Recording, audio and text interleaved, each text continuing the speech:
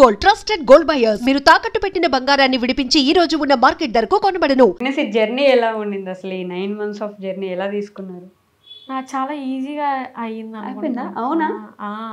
అస్సలు నాకు ఎక్కడ ఎక్కువ ఇబ్బంది కానీ రోజు వామిటింగ్స్ అసలు నాకు అలాంటివి ఏంటి జరగలేదు. అవునా? స్మెల్ పడకపోవడం కానీ ఏమీ లేవు. చాలా మంది అసలు మొత్తం రూమ్ లోనే కూర్చుండిపోతారు. మాకు ఏది పడొద్దన్నారు, ఏది తినొద్దన్నారు, ఎక్కడికి వెళ్ళొద్దన్నారు. వామిటింగ్స్ అసలు ఎక్కువ అవే అవుతాయని అది లేదు నాది. నాకు స్టార్టింగ్ ఎప్పుడో ఒక 1-2 times అయింది. డాడీకి బాగాలేదు అన్నప్పుడు చాలా ప్యానిక్ అయ్యాను. ప్యానిక్ అయ్యి అప్పుడు వామిటింగ్స్ ఒక్కరోజే చాలా ఎక్కువ వామిటింగ్స్ అయింది. అండ్ ఇంకోటి కొంచెం లో బీపీ అయిపోయింది అనమాట. అప్పుడే ఇంకప్పటి నుంచి కొంచెం లో బీపీ అనేది స్టార్ట్ అయింది. హెవీ టెన్షన్ తీసుకున్నాను. సో అంతే. నార్మల్గా అయితే మా వాడు అస్సలు నాకు ఇబ్బంది పెట్టలేదు, నేనే ఆడికి ఇబ్బంది పెట్టాను. ఆడు మాత్రం నాకు అసలు ఇబ్బంది పెట్టలేదు. మీరు ప్రెగ్నెంట్ అని తెలిసినప్పుడు ఎలా ఉండేది? మీ ఇప్పుడే ఎందుకు అలా ఏమనుకోలేదు. అలా అస్సలు ఇప్పట్లో ఇంకా అది రావడమే గ్రేట్.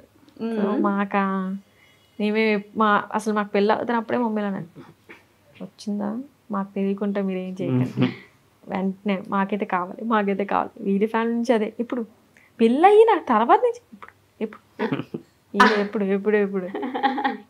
అన్నందుకే మాకు ఎంత తొందరగా అంటే పెళ్ళి అవ్వగానే కన్సీవ్ అవ్వడం అంటే నేనైతే అస్సలు అంత తొందరగా మరీ అనుకోలేదు.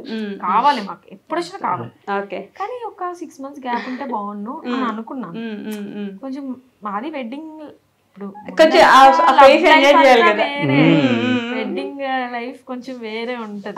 సో అది మేము ఫీల్ అవడానికి ఛాన్స్ లేకుండా పోయింది. ఇట్లా పెళ్ళైంది, ఇట్లా ప్రెగ్నెన్సీ అయిపోయింది. ఇప్పుడు మళ్ళీ ఇప్పుడు కూడా మాకు ఉండదు. ఇప్పుడు మాకు బేబీ మూడ్ లో ఉంటాం అంతని. అదే ఇంకా మా ఇద్దరికి మా మ్యారేజ్ లైఫ్ ని ఎక్స్పీరియన్స్ అయ్యేది లేదు, ఎంజాయ్ చేసే ఛాన్స్ లేకుండా పోయింది. వెంటనే ఇట్లా బేబీ ఇంకా కొంచెం పెద్ద ఒక 1 year అయిన తర్వాత అప్పుడు అన్నారు మమ్మీ మీరు అప్పుడు మళ్ళీ మీ మ్యారేజ్ ఉంటారు కాబట్టి అప్పుడు వీళ్ళ దగ్గర పెడతాము అనుకుంటే అప్పుడు మీకు వచ్చే టైం దొరుకుతుంది. లవ్ లో ఉన్నంత అది ఒక వేరే లైఫ్, కానీ వెడ్డింగ్ అయిన తర్వాత ఫీల్ వేరే, ఇది వేరే లైఫ్. అప్పుడు అంత ఫ్రీడమ్ ఉండదు, అన్ని వేరే ఉంటది. ఇప్పుడు మంది మీ లైఫ్ మీకు చెప్పినప్పుడు ఏంటి మీ ఫీలింగ్? ఇట్లా ప్రెగ్నెంట్ అని చెప్పినప్పుడు అప్పుడే ఫస్ట్ నేను నమ్మలేదు. ప్రాంకులు చేస్తుంటారు కదా, అట్లా ప్రాంక్ అనుకుంటారు కదా, అది ఉంటాయి కదా ప్రెగ్నెన్సీ టెస్ట్. అది నమ్మలేదు ఫస్ట్ ఆఫ్ ఆల్. ఓకే. దాని తర్వాత హాస్పిటల్కి వెళ్ళిన తర్వాత అప్పుడు చేస్తే అప్పుడు వెంటనే ఫాదర్ అవుతున్నాం అంటే నేను ఫస్ట్ అంటే ఇప్పుడు మనం ప్రెగ్నెంట్ ఉన్నాము అంటే మనకు ఆ ఫీలింగ్ తెలుస్తుంది లోపల. నాకు అనుకున్నా లేదు ఎందుకో అనిపిస్తుంది అంటే ఏముండదు అలాగా, మన టైం ఉందిలే, అప్పుడేం కాదు, ఏముండదు అని అన్నాడు. ఏముండదు హాస్పిటల్కి వెళ్తే సరే వెళ్దాం, ఇప్పుడు పెళ్ళి అయింది కదా వెళ్దాంలే అనుకున్నాం. వీడికి తిరిగి అంత లేదు కదా అయితే మేబీ నేను కాదు ఉండొచ్చులే, అయితే బాగుంటది అని మనసులో అనుకున్నాను. కాకపోతే మనం ఏం చేయలేం, ఏదైనా మన చేతిలో ఉన్నది కాదు. ఓకే అని చెప్పి హాస్పిటల్కి వెళ్ళి ఇద్దరు అప్పుడు ఫేస్ అంటే మాకు స్కానింగ్ లోని మా ఫ్రెండ్ వాళ్ళదే అనమాట. మామూలుగా స్కానింగ్ లో అలౌ చేయరు, ఓన్లీ లేడీస్ నే స్కానింగ్, కానీ తిన్న మాత్రం అక్కడ అలౌ చేశారు, పిలిచి అప్పుడు మేము ఇద్దరుని ఒకసారి చూసాం, అప్పుడు చూసాం. ఓకే మేము హార్ట్ బీట్ వినే వరకు మేము నాకు నమ్మకం ఉండేది 50%, తిన మాటలు నమ్మకం పోయింది, ఏముండదు. ఎందుకంటే అవి ఒక్కొక్కసారి పాజిటివ్ వస్తే ఒక్కొక్కసారి నెగిటివ్ వస్తే అంత నమ్మకం లేదు. హార్ట్ బీట్ అయిన తర్వాత ప్రెగ్నెన్సీ రివీల్ అని చెప్పి ఫ్యామిలీకి రివీల్ చేశారు కదా, వాళ్ళ రియాక్షన్స్ గురించి బోల్డ్ అని కామెంట్స్ వచ్చాయి. మీరు చూసుకుని ఉంటే మీరు అప్పుడు ఒకసారి ప్రియాంకకి ప్రాంక్ చేశారు. అప్పుడు ప్రియాంక రియాక్షన్ ఎట్లుంటుంది అంటే అసలు చాలా ఓవర్ ఎగ్జైట్ అయిపోయి ఉంటది. ఈ వీడియోలో అంత ఎగ్జైట్ అవ్వలేదు, మీరంతా ప్రీ ప్లాన్ చేసుకుని కావాలని చేశారు. ఇది యాక్చువల్లీ నేను ముందు వీడియో షూట్ చేసుకున్నాను కొన్ని, అంటే అన్ని అందరి ఫ్యామిలీవి చేసుకున్నాను క్లిప్స్, అందరి ఫ్యామిలీవి. మాకు ఇంకా వీడియోస్ చాలా లాంగ్ కదా, అది ఎప్పుడు నేను షూట్ చేసుకున్నాను, ఎప్పుడు అవన్నీ కొన్ని పోయాయి, ఏదో అయ్యింది యాక్సిడెంట్ వల్ల. నాకు వీడియోస్ అన్ని ఇటు అటే అయిపోయాయి. నాకు వెడ్డింగ్ వీడియోస్ కూడా నేను అన్ని పెట్టుకోలేక అన్ని కలెక్ట్ చేసుకుని చాలా లేట్ పెట్టుకున్నాం. ఓకే. అన్ని వీడియోస్ ఒక దాంట్లో ఉన్న ఫస్ట్ స్పేస్ ఉండదు మా ఫోన్ లోనే, ఒక దాంట్లో తీస్తాను ఒక దాంట్లోనే పోయి ఉంటది.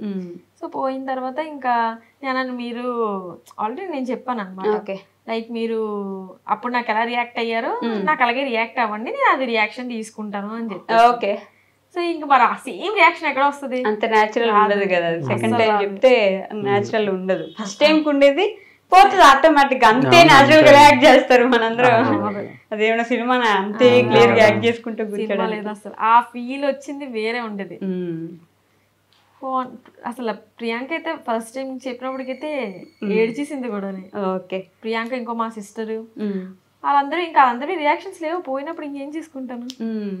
మరి ప్రెసెంట్ ఇంకా రియాక్షన్ ప్రెసెంట్ ఉన్న వాటికి నేను రియాక్షన్ తీసుకుని పోస్ట్ చేసుకున్నాను. అలా పోస్ట్ చేశారు పాపం, దానికి తెలియక కింద అందరూ బాగా యాక్ట్ చేశారు, మంచి ప్లానింగ్ ఉంది. ఆవిడకి 8 monthsకే ప్రెగ్నెన్సీ అని అందరూ కామెంట్ చేస్తారని చెప్పేసి భయపడిపోయింది ప్రియా, అందుకని అబద్ధాలు చెప్తుంది ఇట్లా ప్లాన్ చేసి అని చెప్పేసి. అది పక్కన పెడితే ఆల్రెడీ చాలా దిష్టి. నాకైతే ఏదైనా వెంటనే నార్మల్గానే మేము చాలా లేట్గానే వీడియోస్ అనేవి అప్లోడ్ చేస్తాము. అందులో వెంటనే మా మమ్మీలో ఇది కన్సీవ్ అయిందైనా సరే ఎవరు వెంటనే పెట్టుకోరు, టైం తీసుకుంటారు పబ్లిక్ లో చెప్పుకోవాలంటే. ఎందుకంటే ప్రెగ్నెన్సీ అనేది చాలా సెన్సిటివ్ మ్యాటర్. సో ఫాస్ట్ గా చెప్పకూడదు. ఇంట్లోనే మేము ఎవరికి ఎక్కువ తొందరగా చెప్పలేదు అందరికి. మమ్మీ టైం తీసుకుని చెప్తాము, అప్పుడే వద్దు నువ్వు కంట్రోల్ పెట్టుకో నువ్వు అని చెప్పింది. ఓకే ఓకే అన్నాను. సో వీళ్ళ ఫ్యామిలీ సైడ్ కూడా కొంతమందికే తెలుసు, మా ఫ్యామిలీ కొంతమందికే తెలుసు. ఓకే అంతా బాగుంది అన్న టైం చెప్దాం అన్నప్పటికీ యాక్సిడెంట్ అయిపోయింది. సో చెప్పడానికి కావలేదు. ఇంకా అలా నెమ్మదిగా అందరికీ చెప్పుకున్నాం. అంత యాక్సిడెంట్ అయిన తర్వాత మేము చెప్పాం. ఇంట్లో ఎవరికి తెలియదు అసలు. మీ ఇంట్లో కూడా తెలియదు? మా ఫ్యామిలీస్ లో తెలియదు, ఇంట్లో కాదు ఫ్యామిలీస్ లో తెలియదు. ఓన్లీ మీకు మాది మేము మాత్రమే ఓకే వద్దు అంత తొందరగా చెప్పొద్దు అని చెప్పి అనుకున్నాం. అంటే మామూలుగానే నరదిష్టి ఎక్కువ ఉంది మీకు.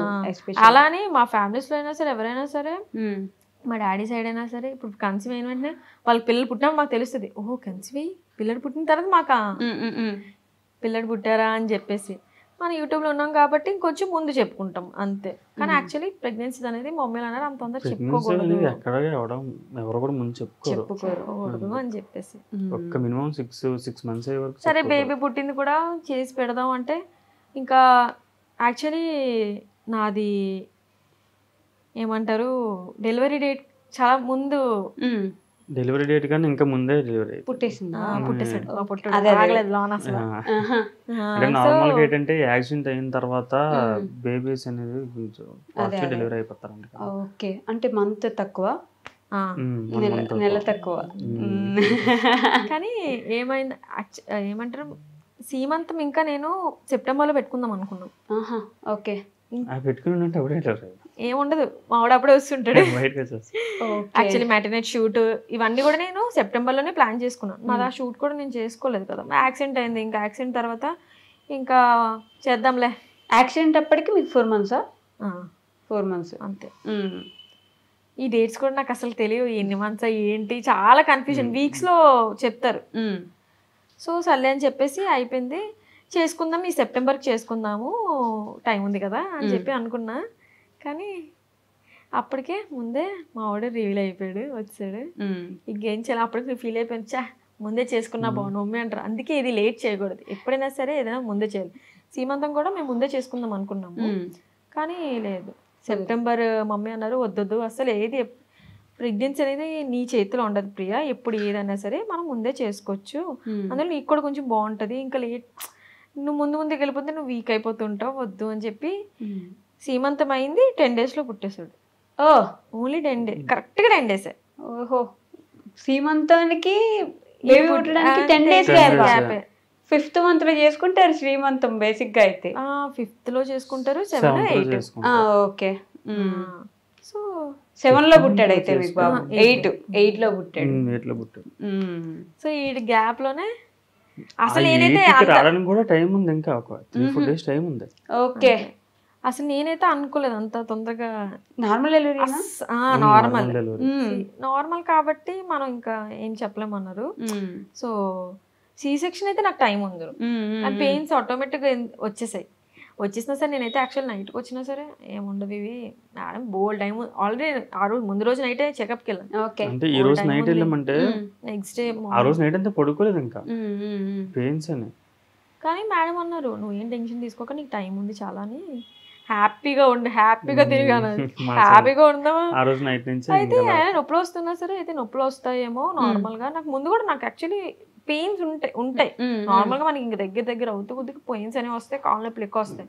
నాకు లెగ్ పెయిన్ చాలా ఎక్కువ ఉండేది ఒక సైడ్, అది కూడా ఎందుకంటే వీడు ఒక్క సైడ్ ఉండేవాడు. ఓకే. సో ఆ ఒక్క సైడ్ పెయిన్స్ ఎక్కువ ఉండేవి. సో ఈ పెయిన్స్ ఇంకా అంతేనేమో. అందులో నేను తేజ సపరేట్గా ఉన్నాం, మేము సీమంతం ఎక్కడ చూసుకున్నాం అక్కడే వెళ్ళి ఉండేవాళ్ళం. మమ్మీలతో లేము, మమ్మీలతో ఉంటే పోనీ వాళ్ళకి తెలిసేదేమో ఓకే ఇది ఏ పెయిన్స్ అని చెప్పేసి. పెయిన్స్ అంత నైట్ అంతా గ్యాప్ లేకుండా పెయిన్ వస్తున్నప్పుడు ఒకసారి డాక్టర్కి ఫోన్ చెప్పి అంటే డాక్టర్ అనేది ఎమర్జెన్సీ, అవును ఆ టైంలో ఇబ్బంది పెట్టాము. నాకు ప్రపంచలేదు అప్పుడు ఆ మాట. నేను అంటే మేడం అన్నారు కదా నీకు టైం ఉంది అన్నప్పుడు ఇప్పుడు కాల్ చేసి అప్పటికి కూడా అన్నారు ఒకళ్ళు పెయిన్స్ వస్తే నాకు ఫోన్ చేయి, ఏ టైంలో ఉన్నావు నాకు ఫోన్ చేయమని అన్నారు. నీ నాకు డెలివరీ టైం అన్నప్పుడు అన్నారు, అప్పుడే నేను అనుకోలేదు కదా. ప్రెగ్నెన్సీ టైంలో ఒక నార్మల్ గా ఎంత చిన్న పెయిన్ వచ్చినా సరే మనం ఇన్ఫార్మ్ అనేది చెయ్యాలి. నేనేమో వద్దు అన్నాడు, పోనీ హాస్పిటల్కి అన్నాడు, పోనీ మీ ఇంట్లోకి ఇంట్లో కూడా చెప్పడం లేదు, వద్దు వద్దు ఇప్పుడు చెప్పేస్తే వద్దు వద్దు వద్దు వద్దు అనేసి ఇంటికి మార్నింగ్ మార్నింగ్ ఇంటికి వచ్చేస్తాను, ఇక్కడికి వస్తాయి, ఇక్కడ మా ఇల్లు. ఇంటికి వచ్చాక ఇంక మళ్ళీ కొంచెం పడుకున్నాను, మళ్ళీ ఇంకా పెయిన్ స్టార్ట్ అయింది. పెయిన్ స్టార్ట్ అయితే మమ్మీకి చెప్పాను ఎందుకు నొప్పి వస్తుంది మమ్మీ అని. అవునా మా మమ్మీ అయితే అవునా అవునా అని అనేసి ఇంకా ఎవరికి ఇంకా రిలేటివ్స్ కాల్ చేసి నార్మల్గా పెయిన్ వస్తుందని ప్రియాకి కడుపు నొప్పి అవి అంతే నార్మల్గా వస్తాయి, ఏవో నొప్పులు అన్నారు. ఏ నొప్పులు అంటారు ఏదో పెయిన్స్ అన్నారు, దొంగ నొప్పులు అలాగే వస్తే మమ్మీ అన్న నాకు మీ తమ్ముడు ఉన్నప్పుడు అలాగే వచ్చాయి, ఇవి ఏమి ఉండవు, ఈ నీళ్ళు తాగు ఆ నీళ్ళు తాగి వచ్చే మా డాడీ ఒప్పుకోలేదు. వద్దు ఎందుకు నొప్పులు వస్తుంది మాకు తెలియదు కదా, నువ్వు తీసుకొని వెళ్ళి హాస్పిటల్ తీసుకెళ్ళమంటే వాళ్ళు అడ్మిట్ అయిపోమని. అప్పటికెళ్ళి అట్లా అడ్మిట్ అయిపోయారు. అసలు నేను వాటర్ బ్రోక్ అవడం ఇట్లా ఏం లేదు, డైరెక్ట్ నాకు ఏది లేదు, కరెక్ట్ గా ఏ టైంకి అన్ని అవ్వాలి అవే టైంకి అయింది. ముందుగా ఏది వాటర్ బ్రేక్ అనేది ఏది అవ్వలేదు, కానీ నొప్పులు వచ్చాయి. సో యాక్చువల్లీ వాటర్ బ్రేక్ అయినా ఓకే పోనీ మనకి ఐడియా ఉంటుంది అదైతే అవును ఇప్పుడు వస్తుంది వస్తుంది, ఏమీ లేదు కదా అని మేము నార్మల్ హాస్పిటల్ చెకప్ కానే వెళ్ళాం, ఏది తీసుకెళ్ళదు. పోనీ నేను కనీసం ఏమంటారు అందరూ వీడియో చేసుకుంటారు కదా హాస్పిటల్ బ్యాగ్ అవన్నీ చేసుకుందాం అనుకున్నాను, నేను ఏమి చేసుకోలేకపోయాను.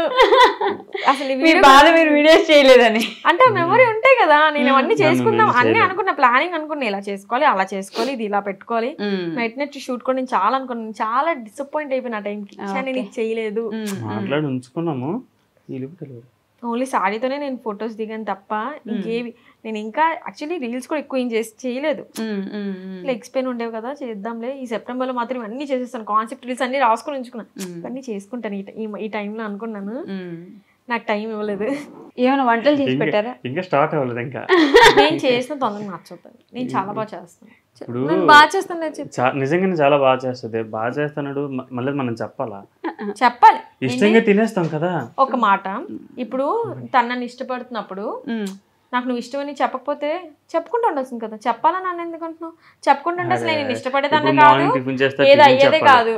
ఆఫ్టర్నూన్ భోజనం చేస్తే చెప్పాలి, అన్ని చెప్పాలి, అన్ని చెప్పాలి బాగుంది అన్నప్పుడు చెప్పాలి పక్కాగా. డేకి 3 పూటలు చెప్పాలా?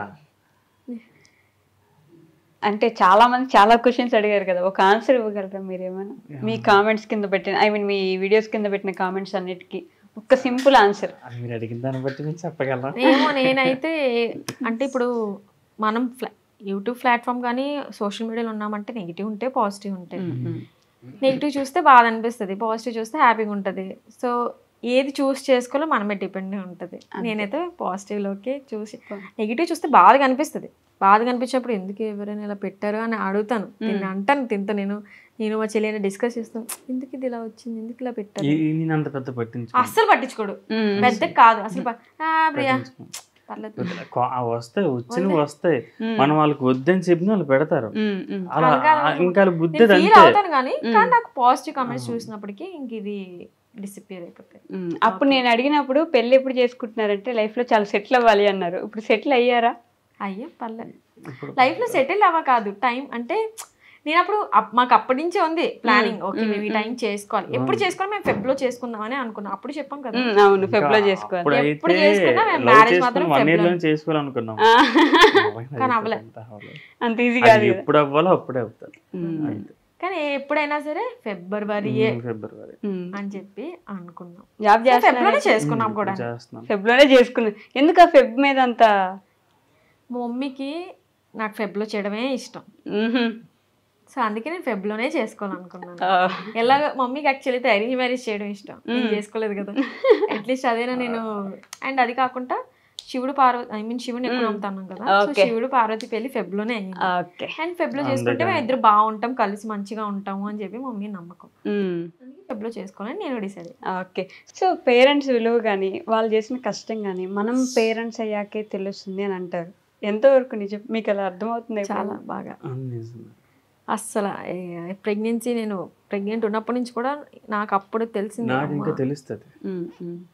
నాకు ఇంకా తెలుస్తుంది నెక్స్ట్ ఇన్ ఫ్యూచర్ మీకు తెలుస్తుంది. యాక్చువల్లీ అప్పుడు కూడా నీకు తెలియాలి ఇంకా, ఎందుకంటే నేను అన్ని పెయిన్స్ భరించానంటే. ఇప్పుడు నాకు ఇక్కడ కట్ అయింది అనుకో, ఆ పెయిన్ నాకే తెలుస్తుంది, నీకే తెలుస్తుంది, కానీ నీకు చూస్తే కూడా మనకు అర్థం అవుతుంది కదా. అవును. అంటే మీ ప్రెగ్నెన్సీ టైంలో బాగా చూసుకోలేదా తేజ గారు? అయితే అంతే దీనికి అర్థం. మరి నీకు అర్థం కాలేదా? ఎలా అర్థమే చేయాలి అంటే అర్థమైనంత ఈజీ కాదు కదా మనం అది భరించడం. అంతే. సో నేను ఆ ప్రెగ్నెంట్ ఉన్నప్పుడైతే మాత్రం మమ్మీ ఒక్క మాట అనబుద్ధి వేసేది కాదు అసలు. లేడీస్కి బాగా తెలుసు. నాకైనా నార్మల్గా మమ్మీ అంటే చాలా ఇష్టం. అందులో ఆ టైంలో అయితే మమ్మీ నేను ప్రెగ్నెంట్ ఉన్నప్పుడు నన్ను చాలా బాగా కేరింగ్గా ఇంకా అన్నీ చూసుకున్నదని మా మమ్మీ. తేజ చూసుకున్నారు, మా చెల్లి అందరూ చూసుకున్నారు. కానీ అంటే మా మమ్మీ ముందు నుంచి కూడా నన్ను ఎక్కువ ఇబ్బంది పెట్టడం కానీ, లైక్ అందరు ఏది కాకుండా చెప్పకుండానే అర్థం చేసుకున్నట్టు. అదే నేను ప్రెగ్నెంట్ ఉన్నప్పుడు కూడా ఏదైనా గొడవలాగా ఏ వచ్చినా సరే వద్దు ప్రియా అంటే, నేను ప్రెగ్నెంట్ ఉన్నాను కాబట్టి మమ్మీ ఎక్కువ ఇబ్బందిగా అంటే నన్ను తిట్టడం అలాంటి ఏది లేదు, చాలా సాఫ్ట్గా చూసుకుంది మమ్మీ నన్ను. ఆ కేరింగ్ వేరే అసలు మమ్మీది అయితే. తేజ ఎలా చూసుకున్నారు?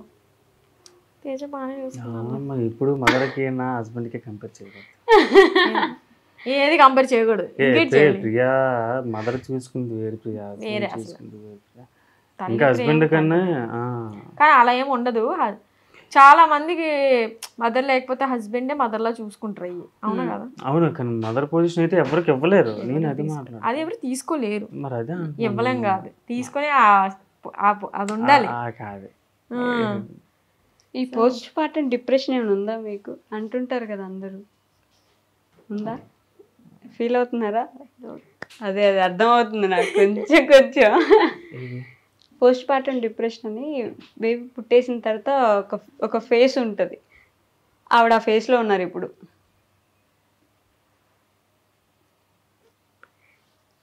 గొడవలు ఆడదాం నీకు తెలీదా?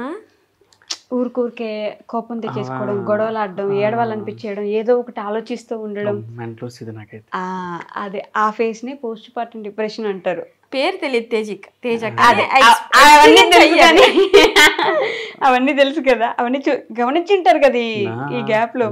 నేనైతే కొన్ని మర్చిపోయేదాన్ని, ఇప్పుడే మర్చిపోయేదాన్ని. అదే దాన్నే పోస్ట్ పార్టం డిప్రెషన్ అంటారు. దాంట్లో ఇంకా బాగా చూసుకోవాలి మీరు. ఊరికే ఏడబుద్ది అయింది, ఊరికే. నేను చాలా మందిని చూసాను, ఆవిడ ఆ ఫేస్ లో ఉందని నాకు అర్థమైంది. అంటే నేను ఏడిపించడమే తప్ప. మీరు ఏడిపించారా? అంటే ఊరికి గొడవ పడేసేది. అంటే అప్పుడు ఆ పెయిన్స్ మనకు తెలియదు కదా, దాంతో నేను గొడవ పడేసేవాడిని. అప్పుడు ఏడ్చేసే వల్ల ఇప్పుడు అర్థం చేసుకుంటున్నారు. పర్లేదులే, నిదానంగా ఒక్కొక్కటి అర్థం చేసుకుంటారు. కొత్త కదా ఈ ఎక్స్పీరియన్స్. సో అంతే, అలా వెళ్తూ ఉంటారు, అన్ని జరుగుతూ ఉంటాయి. 6 సంవత్సరాలు జరిగింది. ఒకటి నేను డెలివరీ అయిన 3 days వరకు అసలు పడుకోలేదు, అసలు నాకు నిద్ర రాలేదు. షాక్ లో ఉండేదాన్ని. డెలివరీ అయిపోయి బయటకు వచ్చిన తర్వాత హాస్పిటల్ రెస్ట్ తీసుకుంటారు, రెస్ట్ పడుకోదు. ఆ 3 రోజులు కూడా పడుకోలేదు. దాని తర్వాత బాబుకి బాగుంది, మళ్ళీ హాస్పిటల్ అప్పుడు కూడా పడుకోలేదు. ఓకే. అప్పుడు ఇంక పడుకుందామని పడుకోవడం కదా, నిద్ర రావట్లేదు అంటది ఏమనంటే. టెన్షన్ కి ఎవరికి నిద్ర నిద్ర ఎలా వస్తుంది, నాకు నిద్ర రాదు అసలు, నేను అలా ఉండలేను. సో నాకు చాలా భయం. ఆ ఫస్ట్ 3 days నేను షాక్ లో ఉన్నాను.